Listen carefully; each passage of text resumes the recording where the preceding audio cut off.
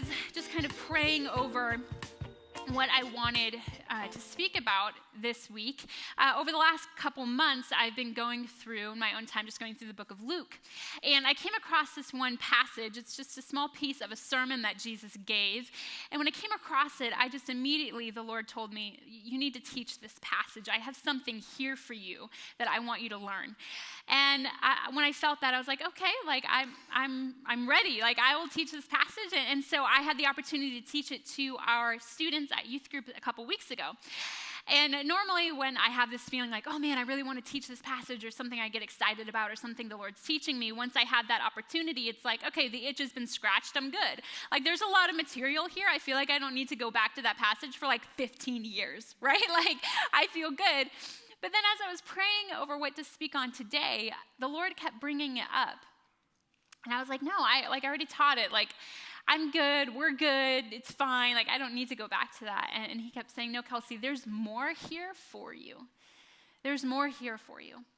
And so I went back and I just was studying it more and more. And the Lord just revealed to me that in this piece of a sermon that Jesus gave 2,000 years ago, he actually gives us a solution to, I think, what is one of the largest problems that we face today as a generation. See, I don't know if you guys have noticed this, but the world is a little divided right now. Can I say that? Like, I don't know if you felt this maybe, but we're just a little bit on edge. Right, the Washington Post, the University of Maryland, put out a poll 2 years ago, and it asked Americans whether or not they felt that this time was as divided as it was during the Vietnam War. And 7 out of 10 Americans said that it was. And I read that. I'm a millennial. I wasn't alive during the Vietnam War. I was like, nah, nope, I'm sorry. Like, I wasn't alive, but I read my history books. Like, there is no way that people are just overreacting. So I looked at this poll a little bit more. And 70% of those polled who were over the age of 65, so who were alive and remember the Vietnam War, said that America today is just as divided as it was then. 70%. That is a huge statement. That is a huge thing to claim, right? And I think that we all feel this. Right? Not just as a nation, as a country, not just politically. We feel divisions over every area of our lives, across every different type of difference and boundary. We feel it not just on a national level, we feel it at the dinner table, right? Like when you go home to visit your family, there's always the laundry list of things that you are not allowed to bring up, right? Like there's always stuff like you don't talk about this, you don't talk about this. Okay, we're gonna get in, we're gonna get out, we're not gonna have any arguments this weekend, right? Like that's how we approach life. Because these divisions have not only seeped into us as a country, but into our personal relationships. We feel this between one another. We feel very deeply divided. There was another poll done by an organization called More in Common. And they discovered when polling Americans that 67% are in what they called the exhausted majority. I know half of you are like, yeah, I didn't need a poll to tell me I was exhausted. Thank you very much. 67% of Americans are exhausted with the state of things. And these Americans differ over a variety of worldviews, core beliefs, demographics. But they all share this one thing in common. They are tired at the way things are. They are fatigued. They are more willing to compromise. But here's the thing, I think the reason that we're so exhausted is because the problem feels so big, right? It feels huge. Like what on earth? I am one person in Spokane, Washington. Like half the people have never heard of it. The other half of people can't pronounce it. Like there's no way that I can be the one to resolve this global issue. It feels impossible. It feels massive. Maybe there are other people in power with more influence than me who might be able to do something about it, but certainly it's not me, right? It feels like an impossible problem.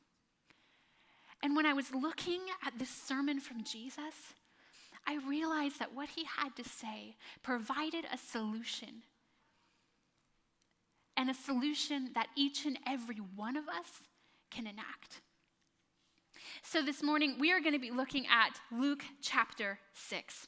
Now, Before we go into his actual sermon, just a little bit of background about the person of Jesus. This might be common knowledge, but I think it's important to mention. Jesus was a Jewish rabbi, but he wasn't the only Jewish rabbi, right? There were other rabbis walking around during the first century, preaching and witnessing to the same people who had their own disciples who were following them and their instructions. Right? So Jesus wasn't the only guy doing this. And because he wasn't the only rabbi, we can kind of compare what Jesus would do to what was the norm, what your average rabbi would do, if that's kind of a weird phrase to say, but that we can compare and contrast what Jesus did to the norm. And before we get into the sermon, in some of the incidences that happened previous to this, we see that Jesus did not act in a way that was expected of him in that culture and society. For instance, there's a moment where a group of friends bring their paralyzed friend to the feet of Jesus. And the first thing Jesus does isn't heal him, but forgive him of his sins. That is not something a rabbi would do. That's not something your average rabbi would do. There are moments where Jesus feasts with tax collectors. These are the most hated men in society, and he shared a meal with them, inviting them in to relationship with him. This was not something your average rabbi would do. Jesus would eat, and he would perform miracles and heal on the Sabbath, which was supposed to be the day of rest. That was not something a rabbi would do. The way Jesus lived his life, the things he did, the things he taught were countercultural.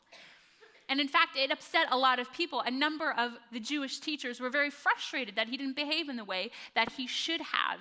And they had their eyes on him. They were watching him. To put it short, Jesus was controversial. He was controversial. And so Luke, he denotes this account of Jesus. And I'm going to pick up in verse 17. He writes this.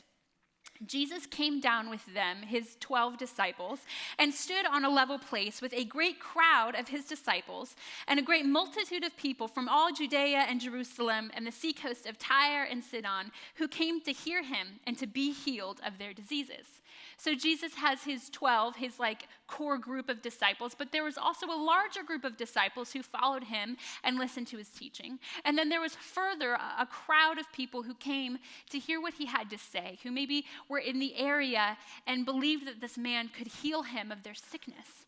And so Jesus is confronted by this huge crowd of people. And this is where Jesus goes into the Beatitudes, if you are familiar with those. Blessed are you who are poor, blessed are you who are hungry. And after he goes into the Beatitudes, he teaches this. And we're in Luke chapter 6, verse 27. He says, "But I say to you who hear, love your enemies. Do good to those who hate you. Bless those who curse you. Pray for those who abuse you. To the one who strikes you on the cheek, offer the other also. And from the one who takes away your cloak, do not withhold your tunic either. Give to everyone who begs from you. And from one who takes away your goods, do not demand them back. And as you wish that others would do to you, do so to them." Jesus gives us these instructions to love our enemies. Now, this phrase, love our enemies, it kind of acts as the heading of this passage. Everything that he says beyond that shows us how we love our enemies. Now, the word enemy here, that is a thing to unpack in and of itself. So before we talk about our enemies, I first want to talk about just loving people in general. And I'm not necessarily talking about romantic love, but just loving the people in your life, your family members, your friends, your coworkers, your significant other. Can I say that loving people is not easy? It's not. Loving people is not easy. Anyone who has ever helped someone move knows that loving people is not easy. Last year, Scott and I moved into a new apartment, and we had a few friends who very graciously offered to help us. One of our friends became the person who carried all of our heavy boxes up the stairs. That was his designated job. And he carried all of our books, all of my books, let's be real, all of our furniture up these stairs. And after a couple of hours, we took a break, and he was sitting there, and he was kind of catching his breath. And I look at him, I'm like, "Hey, are you okay?" And he's like, "Yeah, so you failed to mention that your apartment was on the 3rd floor with no elevator. And I immediately just was like, oh, did I not mention that? I am so sorry. Did I fail to mention that you'd be carrying boxes up 2 flights of stairs for 3 hours? I am so sorry. Loving people is not easy. Loving people who love you back isn't easy. I got just a front row experience of this last week. I had the opportunity, my husband and I went and visited my brother and his family, and we got to spend the weekend with them, and they live in a different state, so we only see them about every 6 months. And they have 2 kids, my 4-year-old niece, my 2-year-old nephew. And this weekend, I got to watch my brother and my sister-in-law wake up their kids every morning, get them ready for the day, and get them fed, and then watch them put them to bed every single night. Now, for those of you who have ever babysat or nannied or who have young kids of your own, you know that this is not an easy task, right? It is not as simple as that. It is a task in and of itself. And I watched as when my beautiful niece would be grumpy or frustrated or irritated or just tired or maybe hungry, I don't know, and she would give her parents a hard time. I watched as my brother and sister-in-law responded to her with patience, with love, and with self-control. There was even a moment where my niece was upset about something, I don't remember what. My brother, 35-year-old grown man, kneeled down next to the kitchen table, looked her in her eyes, and apologized to his little 4-year-old girl. Loving people that you are biologically predisposed to love is not easy. It is not a simple thing. And Jesus, when he has a multitude, a massive crowd in front of him, he has the ear of hundreds of people, he takes the opportunity not to tell them how important it is to love their family members, which is true, but he takes this opportunity to tell them that they are to love their enemies. And he doesn't end here. He says this in verse 32. If you love those who love you, what benefit is that to you? For even sinners love those who love them. And if you do good to those who do good to you, what benefit is that to you? For even sinners do the same. And if you lend to those from whom you expect to receive, what credit is that to you? Even sinners lend to sinners and get back the same amount. But love your enemies and do good and lend, expecting nothing in return, and your reward will be great, and you will be the sons of the Most High, for he is kind to the ungrateful and the evil. Be merciful, even as your Father is merciful. Jesus is standing before this crowd, and he says, oh, you love those who love you back? So what? Doesn't everyone? You do good to those who do good to you? So what? Doesn't everyone? You lend to those who you expect to receive it back in full? So what? Doesn't everyone? He's saying, no, if you're going to follow me, if you're going to be my disciple, your life is going to have to look a little bit different. Now, I'll be honest with you, when I've read this passage previously, I've thought that it doesn't really apply to me. And this is why. The word enemy is kind of a loaded word. Like, it's 2019. I don't believe that I have enemies, right? Like, I'm not living in a Marvel movie. I don't have an arch nemesis, like, sitting in the back plotting my demise, like, that I know of. There's, like, someone back there that's like, oh, Kelsey, you have no idea. Just you wait. Right? I don't have enemies. Yeah, I have people I don't get along with, people I don't prefer to spend my time with, but I don't necessarily believe that I have enemies. It's kind of a loaded word. But when Jesus uses the word enemy here, he means someone who is in opposition to you, someone who is opposed to you, someone who is different than you. He's saying your job is to love those who are different than you. To love those who don't think the way you think, believe the way you believe, or look the way you look. That is who we are supposed to love.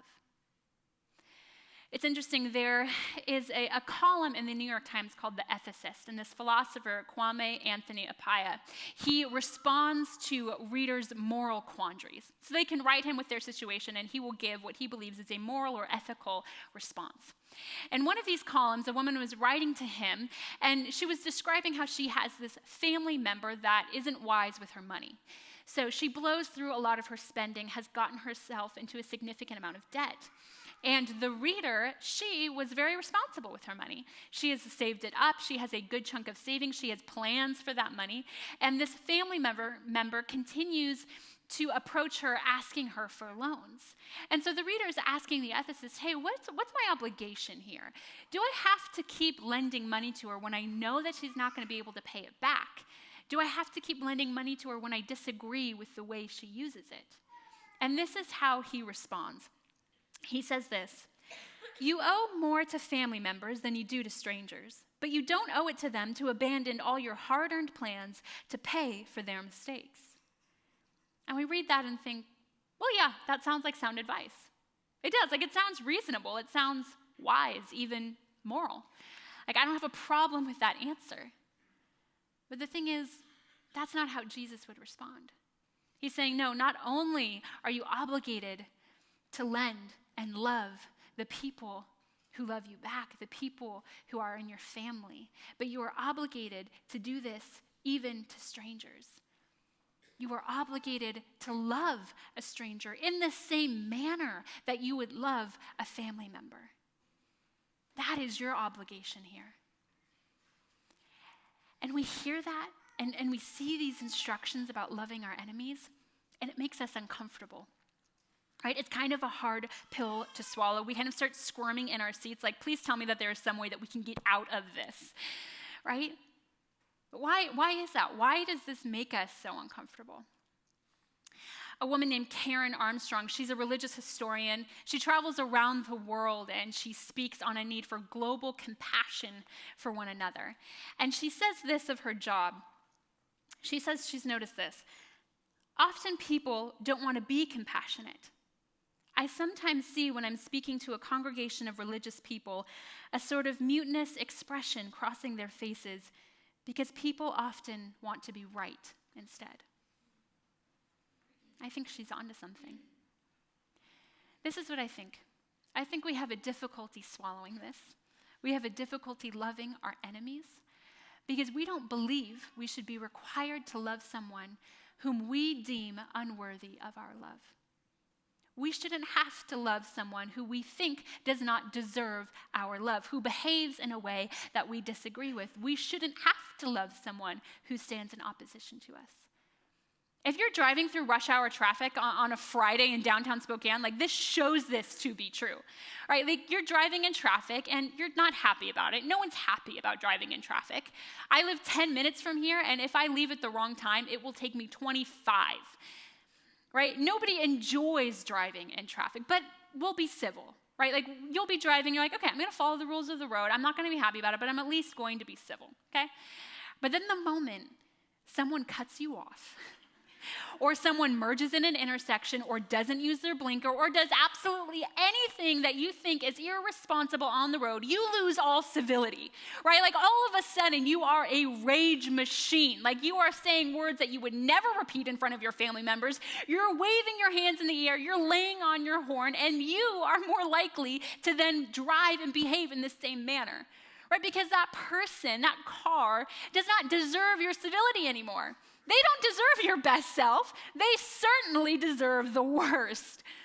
Right? We are willing to give our love, our kindness, our generosity, our time to people we think deserve it. But the second they do something that we disagree with, that we think deems them unworthy, we withhold.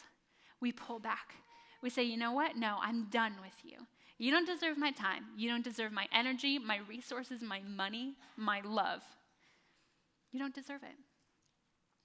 And Jesus disagrees.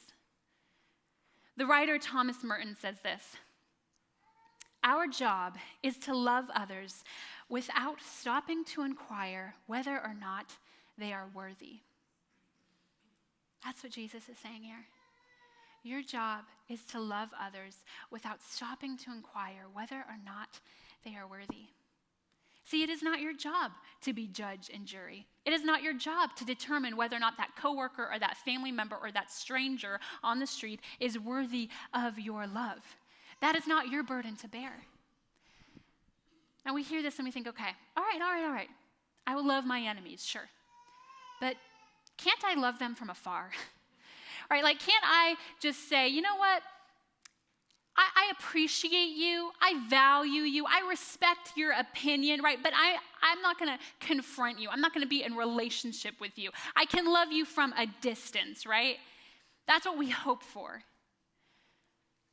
But Jesus is saying no. See, I think something that we often get confused on today is we believe that love and tolerance are the same thing.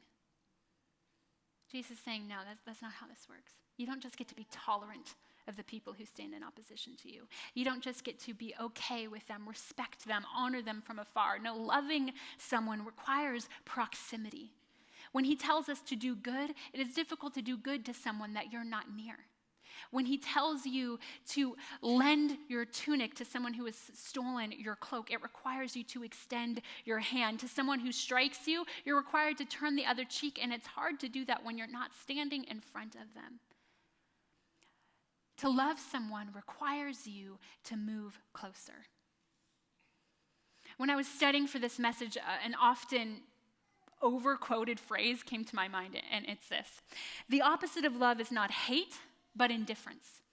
And I thought of that and I was like, I can't use that. It's too cheesy. Like, I can't say that. Then I started researching it and I was like, who even said this? Like, did this first come about on like a flowery Instagram post and it's just made it into our culture? Like, who first said this phrase? And I discovered that this was said by a man named Elie Wiesel. Elie Wiesel was a Holocaust survivor. He was put in a concentration camp with his family when he was a young boy. He watched both of his parents and his younger sister die. And he didn't see freedom until he was 17 years old and the camp was liberated by Allied troops. And after that, he became a writer and a recipient of the Nobel Peace Prize. And what he's saying is that you cannot appropriately love someone. You can't truly love someone and be indifferent to their pain, to their situation, and to themselves as a whole. He's saying true love requires action. It requires action. It is not a passive thing. It is active. It is face to face. So we hear this and we think, okay, that's great, right? It's beautiful. Jesus asks us to love our enemies.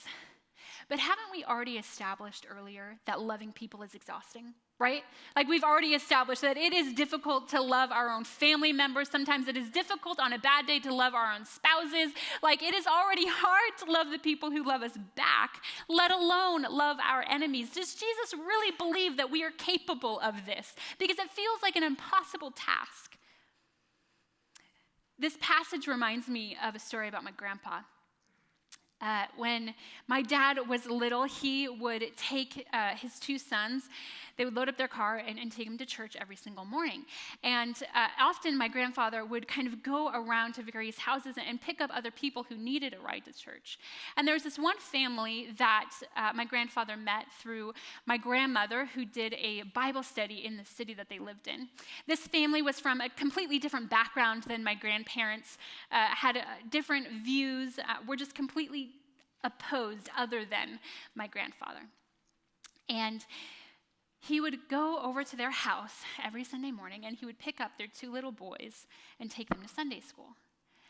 Now, sometimes, because their parents were alcoholics, he would pull up to the house and the parents would still be passed out from the night before. He would walk into a living room that was littered with just liquor bottles all over, and he would go get the boys, get them dressed, get them something to eat, and take them to Sunday school. And then to McDonald's, because my grandfather loved French fries. And he did this every single week. And right, we've already established that getting two young children ready in the morning is a task in and of itself. He already had to do this with my dad and my uncle, and he chose to do this for these two young boys as well. And we hear stories and we think, oh, that's beautiful. But we like to call people like my grandfather saints. We say, oh, he was an incredible man. What an incredible man of God. What an incredible woman of God. These people are fantastic. We hear stories about people who give up their shoes for those who are homeless, for dropping hundreds of dollars on groceries for a family in need. And we say, that is incredible, but that is not me. Right? We call them saints and we put them on a level higher than we are, thinking that it is something that we cannot possibly attain. Right? We think we cannot possibly live that way. Thank God there are people in this world who do, but I cannot possibly live in that manner.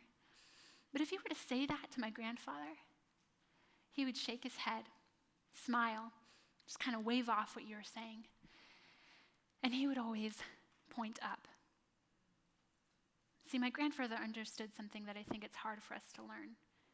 And I think it's encapsulated really well in 1 John 4:9. We love because he first loved us. My grandfather understood that he could not love this family well because of his own ability, because of his own capacity to love, because he was an incredible person.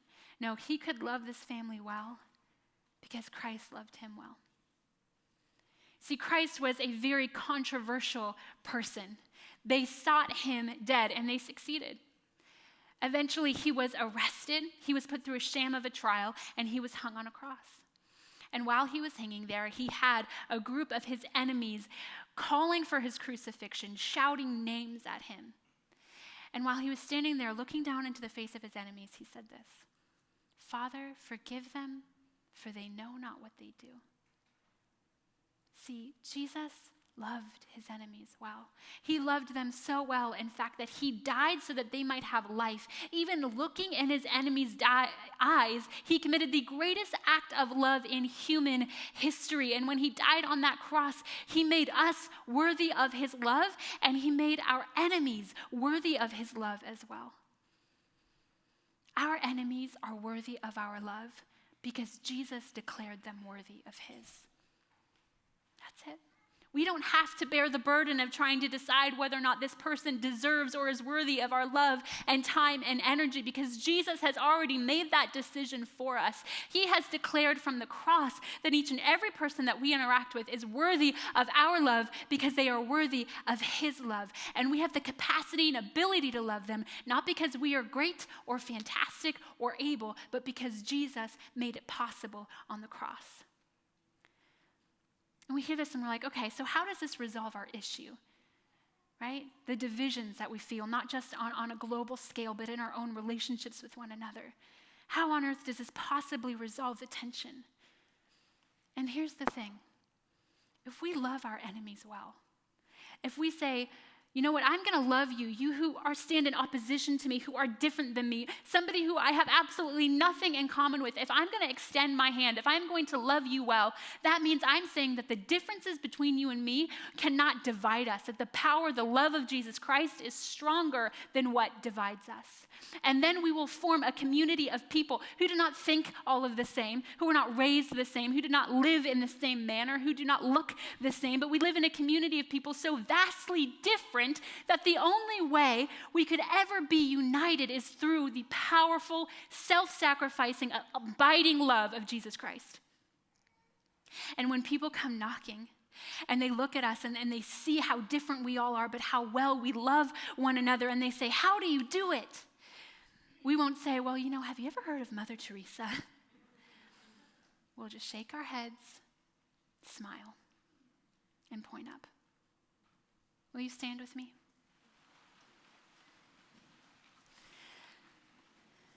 May you be men and women who love everyone.